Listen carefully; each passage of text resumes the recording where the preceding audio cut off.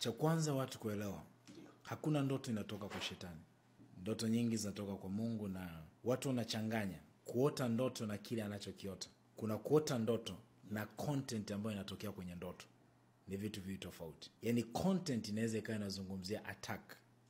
Lakini aliyesababisha wote hiyo ndoto sio shetani, ni Mungu. Kwa hiyo kwanza lazima tulielewe wazi kwamba msingi wa kwanza, hakuna ndoto inatoka kwa shetani. Anayesababisha ndoto ni Mungu. Maandiko yanasema katika kitabu cha Ayubu 33 mstari wa 14 mpaka 15.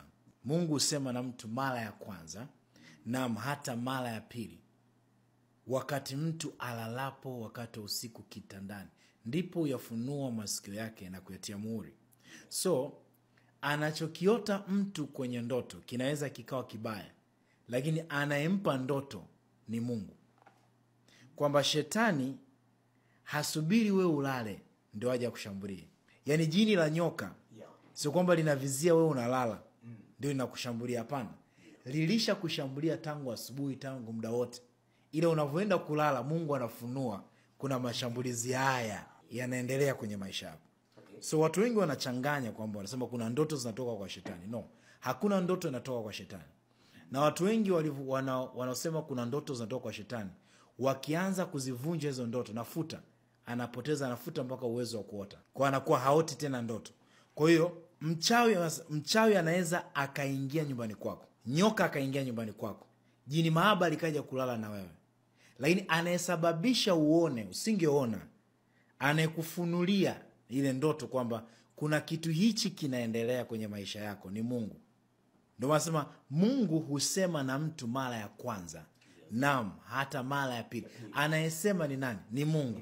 Ndio anakufunulia kwamba mwanangu, kuna mchawi anakuja nyumbani kwako wakati huu, na unaona kupitia ndoto. Kwa sababu macho yako ya rohoni wewe hayafanyi kazi. Ni sawa sawa?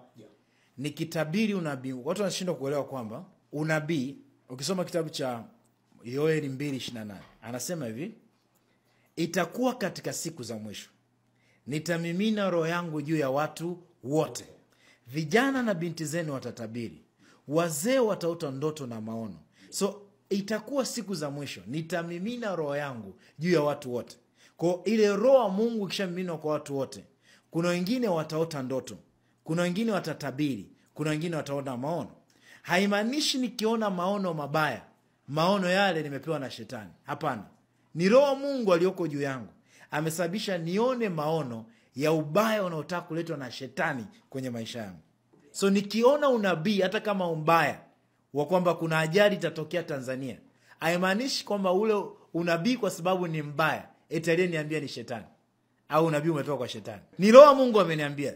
The same, hakuna utofauti kati ya unabii na ndoto. Kwa leo hii hata ukiona ndoto kuna mchawi anakuja nyumbani kwako kukukaba, haimaanishi aliyekupa ndoto hiyo ni shetani. Aliyekupa ni ndoto ni Mungu, anakufunulia anti yako ni mchawi. Leo hii hata ukiona jini mahaba linakuja kwenye maisha yako, haimaanishi ni jini mahaba ndio limekupa ndoto. It's the spirit of God in you revealing what's happening in your life. Don't demonize our God and you call him the devil.